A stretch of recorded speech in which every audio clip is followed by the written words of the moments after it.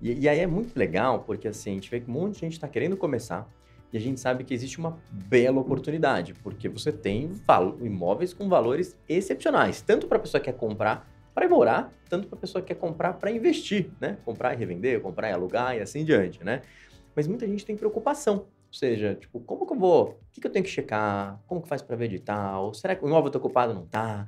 E aí até coloquei aqui um termo que um menino mandou aqui, que foi due diligence. Ele falou assim, o que que tem que ver na due diligence para comprar um imóvel leilão, né? Ou seja, eu não sei se esse termo existe, até pode falar para a gente no caso de leilão, mas partindo do pressuposto que o que que você precisa ter preocupação e checar antes de investir aí em imóveis em leilão? Ó, vamos lá. A due diligence, ela é muito utilizada em imóveis comuns no mercado tradicional. Perfeito. Você checa ali a matrícula, você checa toda a estrutura do contrato de compra e venda, checa CND, enfim. São obrigações que são checadas no mercado tradicional. Essa analogia entre o mercado tradicional e o mercado de leilões, criou-se a due diligence imobiliária no mercado tradicional e a due diligence em leilões de imóveis. Perfeito. A due diligence em leilões de imóveis, ela é mais específica e mais complexa. Tá. Lembrando que você comprar um imóvel em leilão, a aquisição ela é originária. Mas o que é originária? É como se o imóvel nunca tivesse existido. Então, te dá muito mais segurança jurídica do que no mercado tradicional. Que, inclusive, no mercado tradicional, recentemente foi decidido, o STJ decidiu que as dívidas tributárias inclusas na dívida ativa, se a pessoa compra o imóvel, presume-se a má-fé da pessoa que comprou. Ou seja, aquilo lá não está nem na matrícula do imóvel.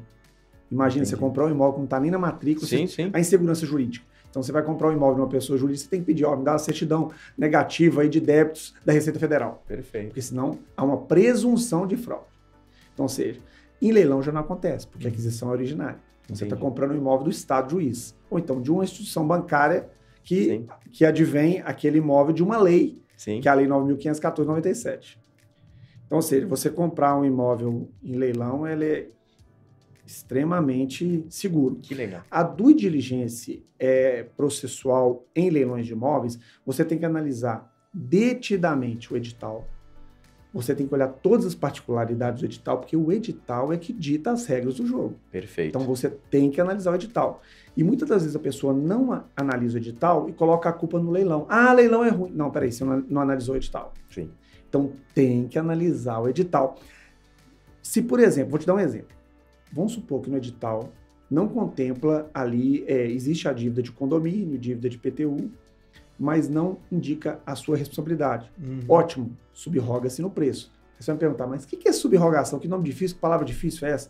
Por exemplo, você compra um imóvel por 200 mil, ele tem 50 mil de dívidas de condomínio e PTU, por exemplo. Você pagou com seus 200 mil, vai pagar esses 50 mil, vai subrogar no preço que você pagou. Perfeito. Então você não tira nada do bolso. Diferentemente, se no edital constar que a responsabilidade é sua. Entendi. Então, se na hora de comprar um imóvel, você tem que fazer a análise. Espera aí, esse imóvel está 200 mil e eu vou assumir mais 50. Então, é 250 mil. Depois, não adianta, mas subroga-se no preço. Não. O edital é critério objetivo conforme a Lei 8.666. Perfeito. Não tem o que falar em relação a isso.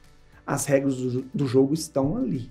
Então, Legal. tem que verificar. Isso é uma coisa. Tá. Outra coisa, você vai analisar a matrícula imobiliária.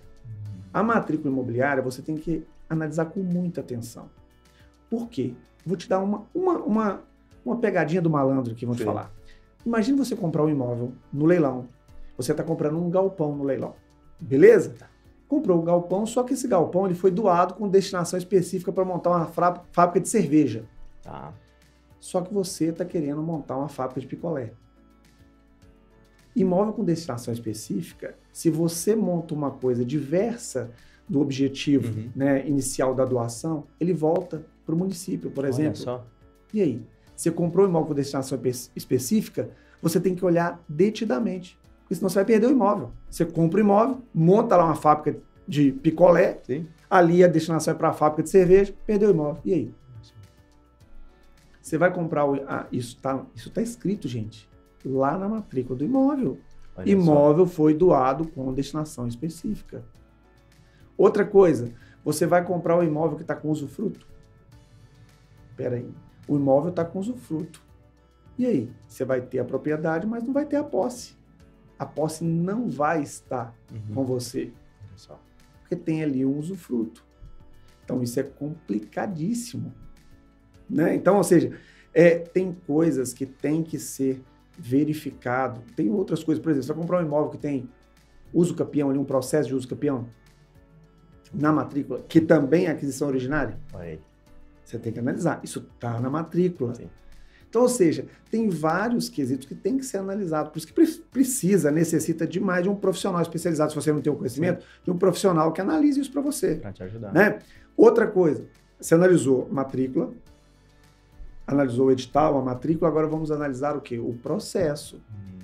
É o mais importante, você tem que analisar todo o processo. Ah, mas o que analisa no processo? Por exemplo, intimações. A pessoa é casada, comunhão parcial de bens. Intimou a esposa? Isso é uma nulidade. Sim. E a nulidade de ordem absoluta. Ela pode ser alegada a qualquer tempo, matéria de ordem pública. Olha e aí? só. Aí a pessoa, ela vai entrar com uma ação anulatória justamente para anular, que é leilão. Compensa. Então, ou seja, você tem que olhar dentro do processo. Sim. E verificar. Ah, dentro do processo tem um embarque de terceiros, porque a pessoa vendeu aquele imóvel para outra pessoa. E aí? Ele vendeu o imóvel para outra pessoa. Tem um terceiro ali que comprou esse imóvel com data anterior. E aí? Você vai ficar naquele leilão? Então, ou seja, são coisas que você tem que analisar. Isso é dentro do processo. Exemplo, outra coisa, princípio da continuidade. Foi contemplado o princípio da continuidade? Mas o que é o princípio da continuidade, meu Deus do céu? Esse negócio é difícil.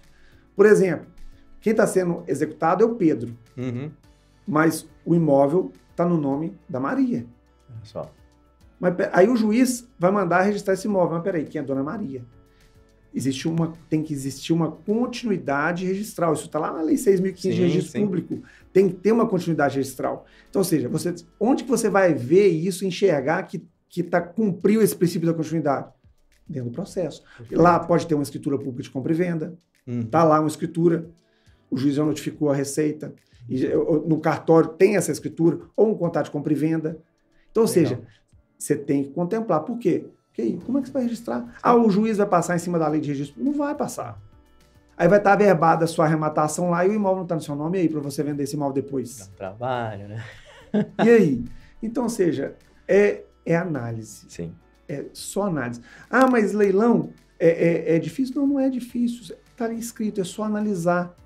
Perfeito. Você quer ganhar dinheiro? Você vai ter que ter um nível ali de conhecimento. Você tem que ter conhecimento. Se você não tiver conhecimento, não tem como você ganhar dinheiro. Perfeito. Né? Então, você tendo conhecimento, o dinheiro vai vir justamente como recompensa daquilo ali que você fez. Sim, não, e uma coisa muito importante que você falou